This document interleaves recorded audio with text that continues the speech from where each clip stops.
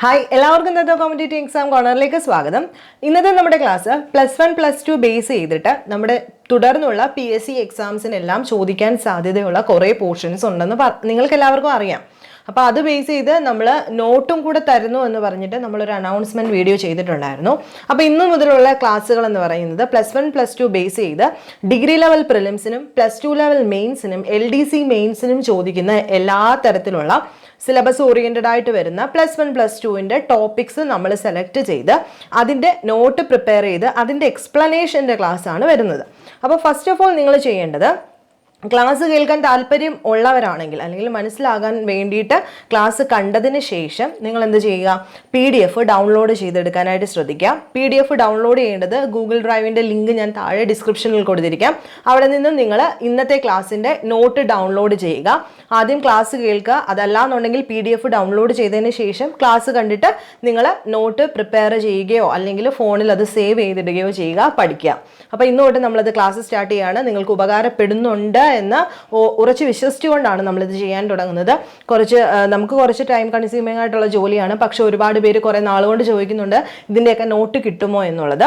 അപ്പോൾ ഇന്ന് നമ്മൾ സ്റ്റാർട്ട് ചെയ്യാൻ പോകുന്നത് ലെജിസ്ലേഷൻ എന്ന് പറയുന്ന ആ ഒരു പോർഷനാണ്. നമ്മൾ ഓൾറെഡി റിവൈസും ചെയ്തിട്ടുണ്ട്, കൂട്ടത്തിൽ ക്ലാസ്സും എടുത്തിട്ടുള്ളതാണ്. അപ്പം ഇന്ന് പറയാൻ പോകുന്നത് +2 ലെവൽ അല്ലെങ്കിൽ +1 ലെവലിൽ ലെജിസ്ലേഷനെ പറ്റിയിട്ട് എന്തൊക്കെ പോയിന്റ്സ് ആണോ കുട്ടികൾക്ക് പഠിക്കാൻ കൊടുത്തിരിക്കുന്നത് ആ പോയിന്റ്സ് എല്ലാം നമ്മൾ പ്രിസൈസ് ആയിട്ട് നോട്ട് പ്രിപ്പയർ ചെയ്ത് താഴെ ഇട്ടിട്ടുണ്ട്. അതിൻ്റെ എക്സ്പ്ലനേഷനാണ് ഇന്നത്തെ ക്ലാസ്സിൽ പറയാൻ പോകുന്നത്. ഇത് റെപ്പറ്റീഷനാണ്, ഇതൊരു റിവിഷൻ പോലെ വേണമെങ്കിൽ നിങ്ങൾക്ക് എടുക്കാം. അപ്പം നമുക്ക് സ്റ്റാർട്ട് ചെയ്തേക്കാം, തുടങ്ങാം. ആദ്യമായിട്ട് എന്താണ് ലെജിസ്ലേഷൻ എന്ന് നമുക്ക് എല്ലാവർക്കും അറിയാവുന്ന കാര്യമാണ്. ഞാൻ ജസ്റ്റ് ഒന്ന് പറയാം. ഗവൺമെന്റിന്റെ ഒരു ഓർഗനാണ് എന്താ എന്ന് പറയുന്നത് ലെജിസ്ലേഷൻ അഥവാ ലെജിസ്ലേച്ചർ അഥവാ നിയമനിർമ്മാണ സഭ എന്ന് പറയുന്നത് ആണല്ലോ. ഇന്ത്യൻ ലെജിസ്ലേച്ചറിനെ നമ്മൾ വിളിക്കുന്ന പേരാണ് പാർലമെന്റ്. അപ്പൊ ഇതെല്ലാം സ്റ്റേറ്റ്മെന്റ് വൈസ് നമ്മളോട് ചോദിക്കാൻ സാധ്യതയുള്ളതാണ്. സോ ഈ പോയിന്റ്സ് എല്ലാം നിങ്ങൾ വായിച്ചു വെക്കുക. പാർലമെന്റ് എന്നാണ് ഇന്ത്യൻ ലെജിസ്ലേച്ചറിനെ അറിയപ്പെടുന്നത്. It consist of president, Rajya Sabha, Lok Sabha ആണല്ലോ. പ്രസിഡന്റും രാജ്യസഭയും ലോക്സഭയും ചേരുന്നതാണ് എന്ത് എന്ന് പറയുന്നത് നമ്മുടെ ലെജിസ്ലേച്ചർ അഥവാ പാർലമെന്റ് എന്ന് പറയുന്നത്. Lok Sabha is known as house of people. ലോക്സഭയെ നമ്മൾ വിളിക്കുന്ന പേരാണ് ഹൗസ് ഓഫ് പീപ്പിൾ അല്ലെ. അതുപോലെ അല്ലെങ്കിൽ ലോവർ ഹൗസ് ഓഫ് പാർലമെന്റ് എന്ന് നമ്മൾ ലോക്സഭയെ വിളിക്കുമ്പോൾ രാജ്യസഭയെ നമ്മൾ വിളിക്കുന്നത് ഹൗസ് ഓഫ് സ്റ്റേറ്റ് എന്നാണ്. എന്താണ് ഹൗസ് ഓഫ് സ്റ്റേറ്റ് എന്നറിയപ്പെടുന്നത് രാജ്യസഭയും അല്ലെങ്കിൽ upper house of the parliament എന്നറിയപ്പെടുന്നത് രാജ്യസഭയാണ്. ആർട്ടിക്കിൾ 79 എന്താണ് ആർട്ടിക്കിൾ 79 ഇന്ത്യൻ കോൺസ്റ്റിറ്റ്യൂഷന്റെ ആർട്ടിക്കിൾ 79 ഇന്ത്യൻ പാർലമെന്റിനകത്ത് എന്ത് പറ്റും, ബൈക്യാമറൽ ലെജിസ്ലേറ്റർ അനുവദിക്കാം എന്ന് പറയുന്ന ആർട്ടിക്കിൾ. അപ്പൊ ഇത്രയും കാര്യമാണ് +1 +2 ബേസ് ചെയ്ത് അവർ ഇൻട്രഡക്ഷൻ ആയിട്ട് നിയമനിർമ്മാണ സഭയ്ക്ക് കൊടുത്തിരിക്കുന്ന കാര്യം. അപ്പൊ എല്ലാ പോയിന്റ്സും വളരെ ഇമ്പോർട്ടൻ്റ് ആണ്, നോട്ട് ചെയ്ത് പഠിക്കുക. ദെൻ നമ്മൾ പറയാൻ പോകുന്നത് ലോക്സഭയെ പറ്റിയിട്ടാണ്. ലോക്സഭയുടെ ഇമ്പോർട്ടൻ്റ് ആയിട്ടുള്ള പോയിന്റ്സിനെ പറ്റിയിട്ടാണ്. ശ്രദ്ധിക്കുക. ഏപ്രിൽ 17, 1952 മുതലാണ് ലോക്സഭ നിലവിൽ വരുന്നത്. കൂട്ടത്തിൽ total number of Lok Sabha seat എന്ന് പറയുന്നത് 543 എത്രയാണ് 543 ഇലക്ടഡ് മെമ്പേഴ്സ് ആണ്. അതിനിപ്പോൾ മാറ്റം വന്നിട്ടുള്ളത് കൊണ്ടാണ് ഇപ്പം ഞാൻ അങ്ങനെ പറയുന്നത്. ടെക്സ്റ്റ് ബുക്കിൽ അവർ ചേഞ്ച് ചെയ്യാതാണ് കൊടുത്തിരിക്കുന്നത്. അപ്പം നോട്ട് ഫോളോ ചെയ്യുക. Then number of Kerala Lok Sabha seat എന്ന് പറയുന്നത് 20 കേരള ലോക്സഭ സീറ്റ് എന്ന് പറയുന്നത്. അതുകൊണ്ട് Lok Sabha election conducted based on constituency എല്ലാം അറിയാവുന്ന കാര്യങ്ങളാണ്. ലോക്സഭ സ്പീക്കറാണ് ലോക്സഭയെ കൺട്രോൾ ചെയ്യുന്നത്. ഇപ്പോഴത്തെ സ്പീക്കർ എന്ന് പറയുന്നത് ഓം ബിർളയാണ്. ഇത്രയും കാര്യങ്ങൾ ക്ലിയർ ആണല്ലോ. Then qualification two become Lok Sabha MP, അതായത് ലോക്സഭയിൽ ഒരു MP ആവണമെന്നുണ്ടെങ്കിൽ ക്വാളിഫിക്കേഷൻ പഠിച്ചു വെക്കുക. ഒന്ന്, ഒരു ഇന്ത്യൻ സിറ്റിസൺ ആയിരിക്കണം, 25 വയസ്സ് തികഞ്ഞിരിക്കണം. അതുപോലെ he does not carry any job under central government, state government അല്ലെ. സെൻട്രൽ ഗവൺമെന്റിലോ സ്റ്റേറ്റ് ഗവൺമെന്റിലോ ജോലിയൊന്നും ഉണ്ടാവാൻ പാടില്ല. അതുകൊണ്ട് ഒരു ക്രിമിനൽ ഒഫൻസ് ഒന്നും ഇതുവരെ അങ്ങനെ ഒരു കേസിലൊന്നും പെട്ട ഒരാളാവരുത്. അതുകൊണ്ട് എന്താണ് ലോക്സഭയിലോ the person should not be the member of Lok Sabha and Rajya Sabha. Already ഇതിൻ്റെ ഒരു മെമ്പർ ആവാനായിട്ട് പാടില്ല. അതുകൊണ്ട് they are elected for the period of 5 years. 5 വർഷത്തേക്കാണ് ഇവരെ ഇലക്ട് ചെയ്യുന്നത്. ഇതെല്ലാം നിങ്ങൾക്ക് അറിയാവുന്ന പോയിന്റ്സ് ആണ്. പക്ഷേ ഈ ടെക്സ്റ്റ് ബുക്ക് ഫോളോ ചെയ്ത് ഞാൻ ഉണ്ടാക്കിയ നോട്ട് ആയതുകൊണ്ടാണ് പറഞ്ഞു തരുന്നത്. ഇനി എന്തൊക്കെയാണ് ലോക്സഭയുടെ പവേഴ്സ് എന്ന് നോക്കാം. ഒന്ന്, subject included the union list and concurrent list. can be controlled by Lok Sabha. Union ലിസ്റ്റും കൺകറന്റ് ലിസ്റ്റും കൺട്രോൾ ചെയ്യുന്നത് ലോക്സഭയാണ്. Lok Sabha has the power to amend the constitution. കോൺസ്റ്റിറ്റ്യൂഷനെ അമെൻഡ് ചെയ്യാനുള്ള പവർ ലോക്സഭയ്ക്കുണ്ട്. Lok Sabha can introduce money bill and non money bill. എന്താ, money ബില്ലും introduce ചെയ്യാൻ കഴിയും, നോൺ മണി ബില്ലും ഇൻട്രൊഡ്യൂസ് ചെയ്യാൻ കഴിയും. Lok Sabha has the power to elect and to remove president and vice president. പ്രസിഡന്റിനെയും വൈസ് പ്രസിഡന്റിനെയും റിമൂവ് ചെയ്യാനുള്ള പവർ ലോക്സഭയ്ക്കുണ്ട്. Lok Sabha has the power to remove the judge of the supreme court and high court. High court supreme court ജഡ്ജിമാരെ remove ചെയ്യാനുള്ള power ഉണ്ട്. Lok Sabha can control executive by asking question. Executives എന്ന് പറഞ്ഞു കഴിഞ്ഞാൽ ആരാണെന്ന് അറിയാമല്ലോ, മിനിസ്റ്റേഴ്സ്, പ്രൈം മിനിസ്റ്റർ അടങ്ങുന്നതാണ് എക്സിക്യൂട്ടീവ് എന്ന് പറയുന്നത്. ലോക്സഭയ്ക്ക് ആരെ ക്വസ്റ്റ്യൻ ചെയ്യാൻ പറ്റും? മിനിസ്റ്റേഴ്സിനെ ക്വസ്റ്റ്യൻ ചെയ്യാൻ പറ്റും. To introduce non confidence motion, അത് ഓരോന്നും ഞാൻ പിന്നെ പറഞ്ഞുതരാം എന്താണെന്ന്. Lok Sabha appoint different committee and commission. നമുക്കറിയാം പല പല കമ്മിറ്റികളെയും കമ്മീഷനെയൊക്കെ കൊണ്ടുവരാറുണ്ട്. അതിനുള്ള ഒരു എന്താണ് കഴിവ് അല്ലെങ്കിൽ അതിനുള്ള ഒരു അവകാശം ലോക്സഭയ്ക്ക് ഉണ്ട്. അപ്പോൾ ഇത്രയുമാണ് പവേഴ്സ് എന്ന് പറയുന്നത്. നെക്സ്റ്റ് നമുക്ക് രാജ്യസഭയും കൂടെ നോക്കാം. Rajya Sabha is known as council of state. അപ്പോൾ ഇങ്ങനെ ഒരു ക്വസ്റ്റ്യൻ ചോദിക്കാം. കൗൺസിൽ ഓഫ് സ്റ്റേറ്റ് എന്നറിയപ്പെടുന്നത് രാജ്യസഭയാണ്. അപ്പർ ഹൗസ് എന്നറിയപ്പെടുന്നതും രാജ്യസഭയാണ്. Parliament, Rajya Sabha become the part of the parliament on 3rd April 1952. 3rd April 1952 മുതലാണ് നമ്മുടെ പാർലമെന്റിനകത്ത് രാജ്യസഭ ആദ്യമായി വരാൻ തുടങ്ങിയത്. അതായത് 250 മെമ്പേഴ്സാണ് രാജ്യസഭയിലുള്ളത്. 238 മെമ്പേഴ്സിനെ എന്ത് ചെയ്യുകയാണ്? ഇലക്ട് ചെയ്യുകയാണ്. 12 മെമ്പേഴ്സിനെ നോമിനേറ്റ് ചെയ്യുകയാണ് അല്ലേ? ഇതൊക്കെ നിങ്ങൾക്ക് അറിയാവുന്ന കാര്യമാണ്. 9 സീറ്റാണ് കേരളയിൽ നിന്നുമുള്ളത്. രാജ്യസഭ MP-മാരെ 6 വർഷത്തേക്കാണ് സെലക്ട് ചെയ്യുന്നത്.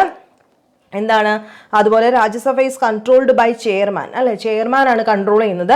ചെയർമാൻ എന്ന് പറയുന്നത് ആരായിരിക്കും? വൈസ് പ്രസിഡന്റ് ആയിരിക്കും അല്ലെ? അതുപോലെ പ്രസന്റ് ചെയർമാനെയും കൂടെ നോക്കി വയ്ക്കുക. ആരാണ്? വെങ്കയ്യ നായിഡു ആണ് പ്രസന്റ് ചെയർമാൻ. ഇതെല്ലാം നിങ്ങൾക്ക് അറിയാവുന്നതാണ്. ഇനി ക്വാളിഫിക്കേഷൻ ഓഫ് രാജ്യസഭ MP ആണ് പറയാൻ പോകുന്നത്. He should be an Indian citizen. 30 വയസ്സായിരിക്കണം. അതുകൊണ്ട് ഒരു സെൻട്രൽ ഗവൺമെന്റോ അല്ലെങ്കിൽ ഗവൺമെന്റ് ജോബ് ഒന്നും ഉള്ള ആളായിരിക്കരുത്. അതുകൊണ്ട് he should have the qualification to be elected to Rajya Sabha. രാജ്യസഭയിൽ ഇലക്ട് ചെയ്യാൻ വേണ്ട ക്വാളിഫിക്കേഷൻ എല്ലാം തികഞ്ഞ ആളായിരിക്കണം. ഇത്രയുമാണ് ക്വാളിഫിക്കേഷൻ പറയുന്നത്. ഇനി പവർ ചോദിക്കാം. അപ്പൊ എന്തുകൊണ്ടാണ് ഇങ്ങനെ ഓരോന്ന് എടുത്ത് പറയുന്നത്? ഇതെല്ലാം നിങ്ങൾക്ക് മാറിയും തിരിച്ചും സ്റ്റേറ്റ്മെന്റ് വൈസ് ചോദിക്കുമ്പോൾ തെറ്റിക്കാതിരിക്കാൻ വേണ്ടിയിട്ടാണ്. ശ്രദ്ധിച്ചു കേൾക്കുക. രാജ്യസഭയ്ക്ക് എന്തിനുള്ള പവർ ഉണ്ട്? Has to power to elect and remove president and vice president. പ്രസിഡന്റിനെയും വൈസ് പ്രസിഡന്റിനെയും റിമൂവ് ചെയ്യാനുള്ള പവർ ഉണ്ട്, ഇലക്ട് ചെയ്യാനുള്ള പവർ ഉണ്ട്. Rajya Sabha has to power to remove the judge of supreme court and high court. High court supreme court ജഡ്ജിമാരെ എന്ത് ചെയ്യാം? Remove ചെയ്യാനുള്ള പവർ ഉണ്ട്. To amend the constitution. Constitution amend ചെയ്യാനുള്ള കഴിവുണ്ട്. Rajya Sabha has to right to implement laws related to state. എന്താണ്? പുതിയ loss implement ചെയ്യാനുള്ള പവർ ആർക്കുണ്ട്? രാജ്യസഭയ്ക്കുണ്ട്. Rajya Sabha can only face a non money bill but it can recommend changes on money bill. ഇതാണ് രാജ്യസഭയ്ക്ക് only face. Non money ബില്ലാണ് face ചെയ്യുന്നത്.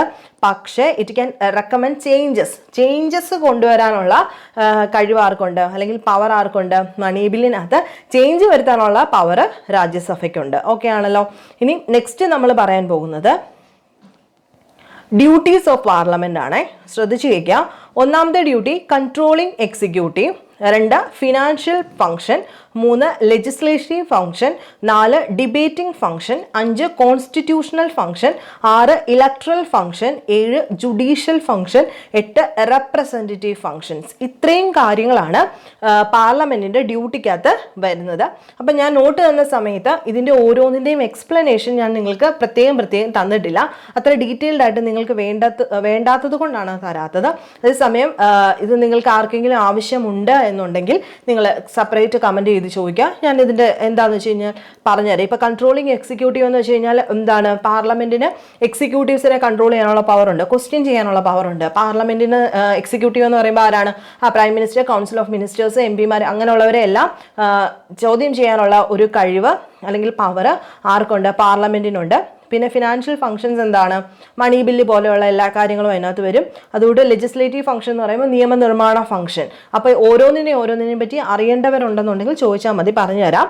Next നമ്മൾ പറയാൻ പോകുന്നത് ബില്ലിനെ പറ്റിയിട്ടാണ്. എന്താണ് ബില്ല്? എന്താണ്? എത്ര ടൈപ്പ് ബില്ലുണ്ടെന്നൊന്നുകൂടെ നോക്കാം. ബില്ല് എന്ന് പറഞ്ഞു കഴിഞ്ഞാൽ MP presented a subject in the parliament. ഒരു MP വന്നിട്ട് പാർലമെന്റിൽ ഒരു സബ്ജക്റ്റ് അവതരിപ്പിക്കുന്നതിനെയാണ് ബിൽ എന്ന് പറയുന്നത്. അപ്പോൾ എത്ര ടൈപ്പ് ബില്ലുണ്ട്? പ്രധാനമായിട്ടും 6 ടൈപ്പ് ബില്ലാണ് +2 +1 ടെക്സ്റ്റിനകത്ത് കൊടുത്തിരിക്കുന്നത്.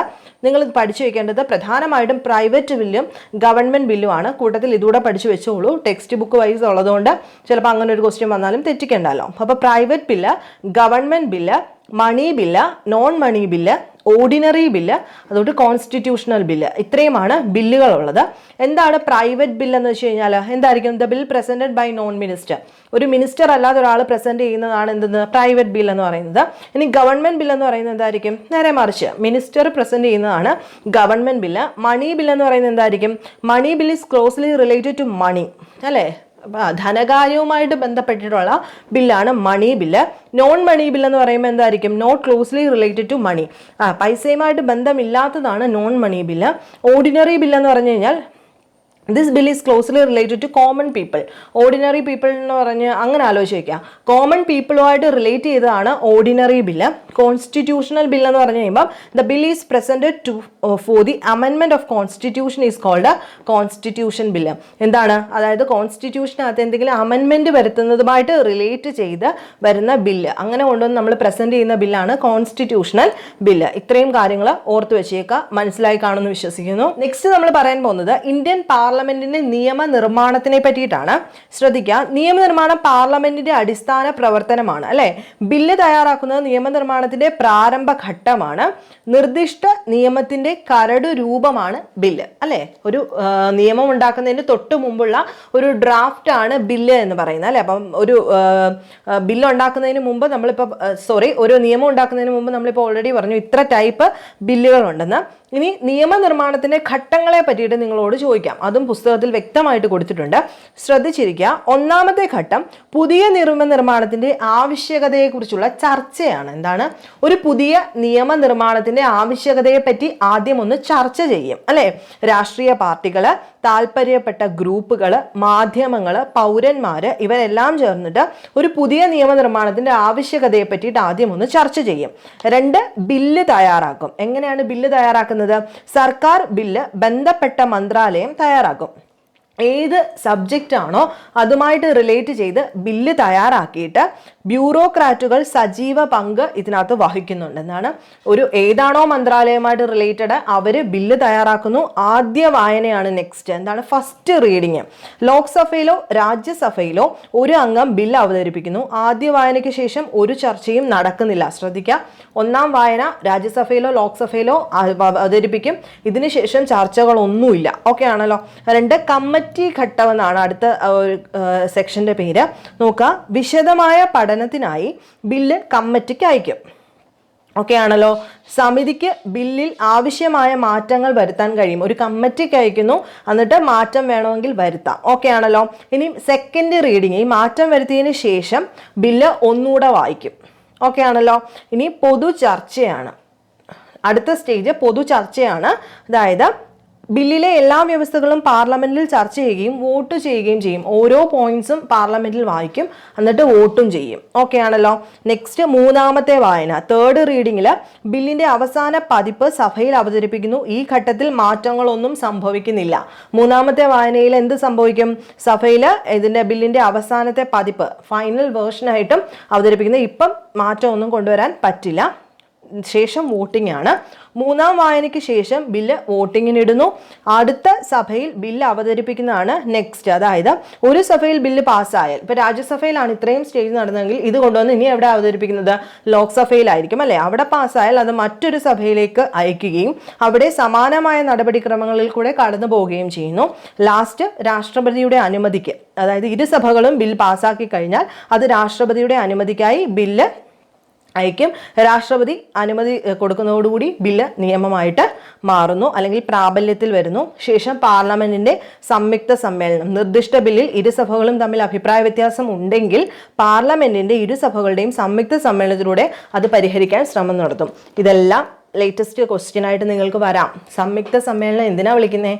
ബില്ല് രാഷ്ട്രപതി അംഗീകരിച്ചതിന് ശേഷം ഏതെങ്കിലും തരത്തിൽ ഏതെങ്കിലും സഭയ്ക്ക് എതിർപ്പുണ്ടെന്നുണ്ടെങ്കിൽ സംയുക്ത സമ്മേളനം പ്രസിഡന്റ് വിളിച്ചു ചേർക്കുകയും അവിടെ വെച്ചിട്ട് ഇതിനെ പറ്റിയിട്ട് ചർച്ച ചെയ്യുകയും ചെയ്യും. ഓക്കെ ആണെന്ന് വിചാരിക്കുന്നു.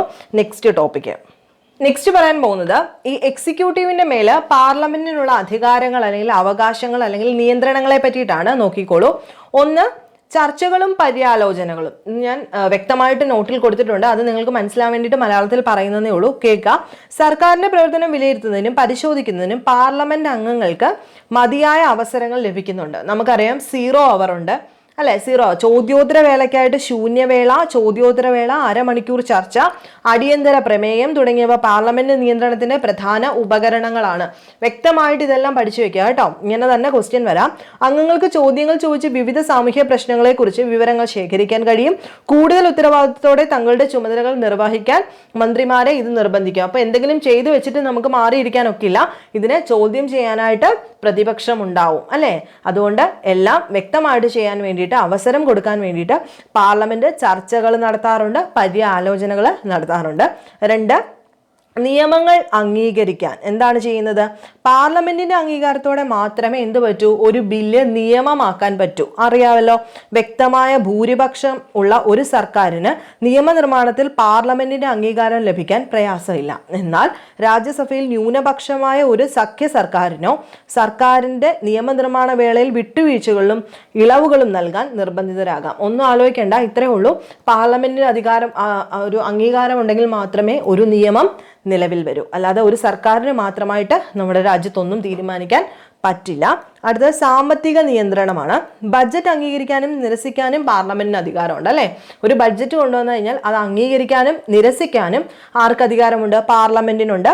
സർക്കാരിന് പണം ആവശ്യമുള്ള കാരണങ്ങൾ ചർച്ച ചെയ്തുകൊണ്ട് പാർലമെന്റിന് എക്സിക്യൂട്ടീവിനെ നിയന്ത്രിക്കാൻ കഴിയും. സർക്കാർ ഫണ്ട് ദുരുപയോഗം ചെയ്യുന്നത് അന്വേഷിക്കാൻ പാർലമെന്റിന് കഴിയും. സർക്കാർ നയങ്ങളും ബജറ്റ് സെക്ഷനിൽ ചർച്ച ചെയ്യുന്നു. അപ്പോൾ പാർലമെന്റിന് ബഡ്ജറ്റിനെ ചോദ്യം ചെയ്യാൻ കഴിയും. പൈസ എങ്ങനെ ചെലവായി എന്ന് ചോദിക്കാനുള്ള അധികാരം പാർലമെന്റിനുണ്ടെന്ന് ഓർത്തിരിക്കുക. നെക്സ്റ്റ്, അവിശ്വാസ പ്രമേയം. അതും ഒരു പോയിന്റ് ആണ്. എക്സിക്യൂട്ടീവിന്റെ മേൽ പാർലമെന്ററി നിയന്ത്രണത്തിലെ ഏറ്റവും ശക്തമായ ഉപകരണമാണ് എന്ത്? അവിശ്വാസ പ്രമേയം എന്ന് പറയുന്നത്.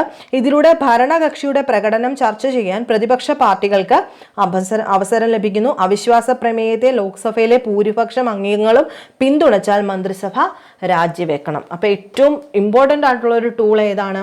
പാർലമെന്റിന് മന്ത്രിസഭയ്ക്ക് മേൽ അല്ലെങ്കിൽ എക്സിക്യൂട്ടീവ് എന്ന് വെച്ച് കഴിഞ്ഞാൽ കൗൺസിൽ ഓഫ് മിനിസ്റ്റേഴ്സിന്റെ മണ്ടയ്ക്ക് ഏറ്റവും കൂടുതൽ അടിച്ചേൽപ്പിക്കുക അല്ലെങ്കിൽ ഏറ്റവും കൂടുതൽ ഉള്ള ആ ഒരു പവർ എന്ന് പറയുന്നത് അവിശ്വാസ പ്രമേയമാണ്. ഇത്രയും പോയിന്റ്സ് ആണ് നമ്മൾ ഇമ്പോർട്ടൻ്റ് ആയിട്ട് നിങ്ങളോട് പറഞ്ഞു തരുന്നത്. ഇനി ഞാൻ പറഞ്ഞതുപോലെ തന്നെ നിങ്ങൾ എന്താ ചെയ്യേണ്ടത്? നിങ്ങൾ ചെയ്യേണ്ടത് ഡ്രോപ്പ് ബോക്സിൽ പോയിട്ട് നിങ്ങൾ അത് ഡൗൺലോഡ് ചെയ്തതിന് ശേഷം ക്ലാസ് കണ്ട് മനസ്സിലായിട്ടുണ്ടെന്നുണ്ടെങ്കിൽ നിങ്ങൾക്ക് നോട്ട് വായിച്ചു കഴിഞ്ഞാൽ കുറച്ചുകൂടി എളുപ്പമായിരിക്കും. അപ്പോൾ തുടർന്നും മുന്നോട്ട് പോകണം, ഇങ്ങനെ വേണമെന്നുണ്ടെങ്കിൽ നിങ്ങൾ ഉറപ്പായിട്ടും കമൻറ്റ് ചെയ്യുക. നിങ്ങൾക്ക് ഉപകാരപ്പെടുന്നുണ്ടെങ്കിൽ നിങ്ങൾ ഷെയർ ചെയ്യാനായിട്ട് ശ്രദ്ധിക്കുക. മാക്സിമം നിങ്ങൾ മറ്റുള്ളവരുടെ കൂടെ ഈ നോട്ടുകളൊക്കെ എത്തിക്കാനായിട്ട് ശ്രദ്ധിക്കുക. നമ്മൾ മാക്സിമം കണ്ടന്റ് എല്ലാവരിലേക്കും എത്തണം എന്നാണ് ആഗ്രഹിക്കുന്നത്. അപ്പം നിങ്ങൾക്ക് ഇഷ്ടമാവുകയാണെങ്കിൽ നിങ്ങൾ ഇതെല്ലാവർക്കും ഷെയർ ചെയ്യുക. ഇഷ്ടമാവുകയാണെങ്കിൽ നിങ്ങൾ ലൈക്ക് ചെയ്യുക, ഷെയർ ചെയ്യുക, സബ്സ്ക്രൈബ് ചെയ്യുക. നെക്സ്റ്റ് വീഡിയോയിൽ കാണുന്നവരെ ബൈ.